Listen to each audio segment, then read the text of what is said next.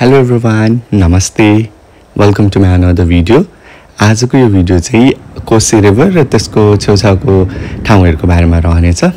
एकदमै र्यान्डमली क्लिक गरेको भिडियोहरू छ है, बिचबिचमा फुड हन्टिङहरू पनि छ र एकदमै नयाँ नयाँ ठाउँहरू पनि हामीले डिस्कभर गरेको छौँ हाम्रो कोसी ब्यारेजको वरिपरि।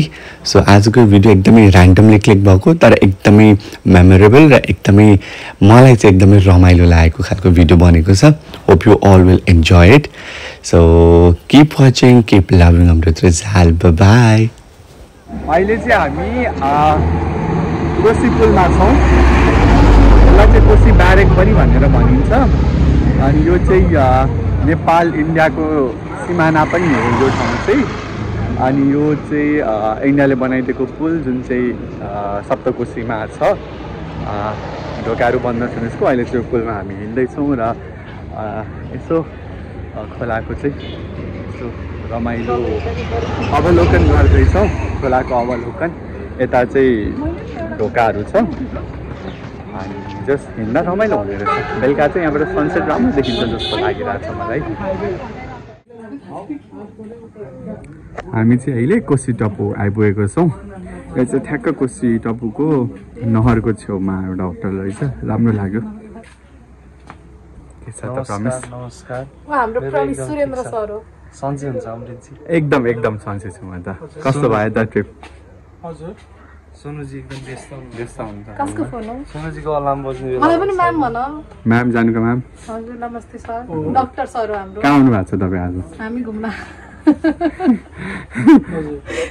भन्नु हुँदैन अरेगा। Just kidding. को बोलेको? स्क्याम गलायो। को बोलेको चिन्न मैले। प्र्याङ्क गलायो सोनुलाई। ब्याङ्क आउनु आएको छ हाम्रो सोनु भाइलाई। म तिमीलाई देखाउँछु त्यो। 25,000 25,000 लाग्छ। के को 25,000 लाग्छ? कालो आउँछ तिमी? अब म गोरु आउँछु नि त। यस ल। आए त म गोरु। वाना से समथिङ? अहिले हामी आएको छौँ कोसी ब्यारेक। कोसी ब्यारेक भनेको चाहिँ ट्याक्क सुनसरी जिल्ला र यता सायद सर्लाही होला। सप्तरीको बिचमा पर्ने नेपालको सबैभन्दा ठुलो खोला हो कोसी। अनि त्यसको छेउमा आज हामी कोसीको दोभानमा बसेर दोभानमा कोसीको कटान छेउमा बसेर चाहिँ आज हामी माछा खानेछौँ।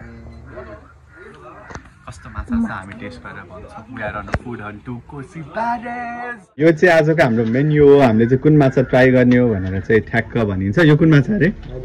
यो जलकपुर। त्यो जलकपुर त्यो चाहिँ सानोवाला। यो झिङ्गा माछा होइन? ओके। खाँदा कुन मिठो हुन्छ?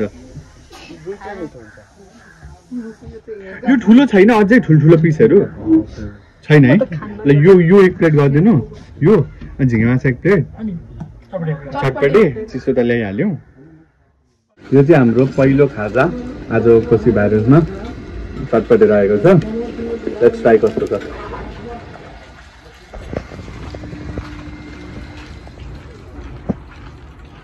कस्तो लाग्यो? मिठो सादा छ, सिम्पल छ, लाइट छ। भुजा नआउँछ छ। हाम्रो चाहिँ यस्तो भुजा कस्तो एकदम पफी हुन्छ नि। यो छैन नि त्यस्तो। लोकल भुजा भएर होला, आफै बनाएको भएर हो कि सायद फरक छ भुजा क्या।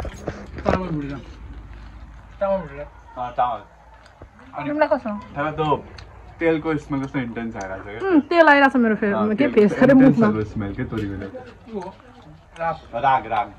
त्यो पनि मिठो छ। चटपटीमा तेलले एकदम मिठो गर्छ नि खाएर चटपटी। नर्मल चाहिँ यो त के भन्छ होइन नि, चटपटी भन्दा एकछिन मिक्स गरे जस्तो छ तर भाइब चाहिँ राम्रो आइरहेछ। मलाई खोर्सानी पनि मिठो लाग्यो। मैले खाएको मलाई खोर्सानी पनि कस्तो आनन्द आयो चबाएर। खाना सक्ने हुन्छ रात त पुरै एकदम त बग्यो हुने। म खोर्सानीको कस्तो मजा पो आयो। सुरुमा खोर्सानी चलाएको मैले पिरो भएर मुख तर मजा आयो। Hello everyone. अहिले चाहिँ हामी आएको छौँ सुनसरी जिल्लाको Koshi barrack area. Koshi barrack भनेको चाहिँ कोसी खोला जुन चाहिँ हाम्रो नेपालको सबैभन्दा ठुलो खोला हो। त्यो खोला माथि बनेको पुल चाहिँ सुनसरी जिल्ला र यो हाम्रो चलेगा चलेगा नि पनि चल्छ नि होइन है। सो हामी कहाँ थियौँ भन्दा हामी कोसी ब्यारेजमा थियौँ। सो कोसी ब्यारेजमा आएको छौँ आज हामी यहाँ। कोसी ब्यारेजमा चाहिँ माछा एकदम फेमस छ र यहाँको माछा ट्राई गर्न चाहिँ हामी आज आएको छौँ। र यो भ्लग पनि एकदमै इमिडिएट बनेको सर्ट एन्ड स्विट भ्लग हुनेछ, जसमा चाहिँ हामीले कोसी ब्यारेजलाई चाहिँ एक्सप्लोर गर्नेछौँ यो भिडियोमा चाहिँ। यो चाहिँ हाम्रो सेकेन्ड डिस। यहाँ चाहिँ आज अहिले हामीले झिङ्गे माछा मगाएको छौँ, अचारसँग छ। झिङ्गे माछा राम्रो रहेछ। झिङ्गे माछा मात्र रहेछ, झिङ्गे माछामा धेरै थोक छ। हामीसँग 1-2 पिस यो पनि आएको छ। के हो त्यो? यो घुङ्गी सङ्केगिरा घुङ्गी पनि आएको छ, तर घुङ्गी चाहिँ खाएनौँ हामीले। म त खान्न, यो राम्रो छ। म खान्छु जस्तै लाग्यो भन्दै त्यस्तो हेरेर त झन् खाने इच्छा नै मर्यो मेरो। यो चाहिँ कस्तो लाग्यो? कस्तो भन्नु, स्न्याक जस्तो हो क्या यसो हेर्दाखेरि चाहिँ हाड जस्तो देखिन्छ नि, एकदम हाड्दाखेरि हाड देखिन्छ नि, एकदमै सफ्ट के त्यो होइन क्या खानु मिठो एकदमै सफ्ट। घरको ल्याएको मगजमा मैले पनि एउटा लिएको छु, म पनि ट्राई गर्छु कस्तो छ। म त घरमा पाक्छ तरकारी धन्दा ए हो रोटीसँग रस तिम्रो फेस देखाउँथ्यो नि। खै जानु भयो त्यो अर्को लामो कस्तो हार्ड देखिने चाहिँ, तर कस्तो सफ्ट हुँदो रहेछ है। खानु तपाईँ मैले यो खाएको थिइनँ नि। म चाहिँ सी फुड देखाउँथेँ नि फिल्ममा। सी फुड जस्तो देखिने। श्रिम भयो सानो यो हो स्लिम जस्तो नि। अब अचार उतारेको कुरा गर्छु अब। ठिक छ, नाइस, मलाई राम्रो लाग्यो, मिठो लाग्यो। So this is अचार। Let me try. Try.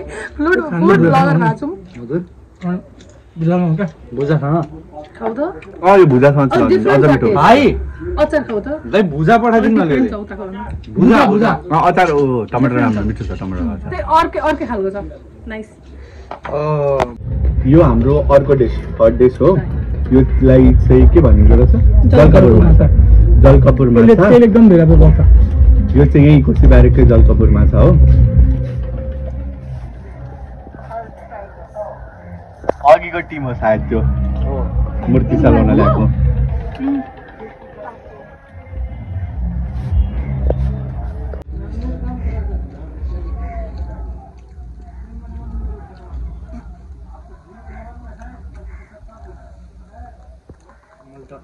अहिले हामीले खाएको चाहिँ जलकपुर माछा।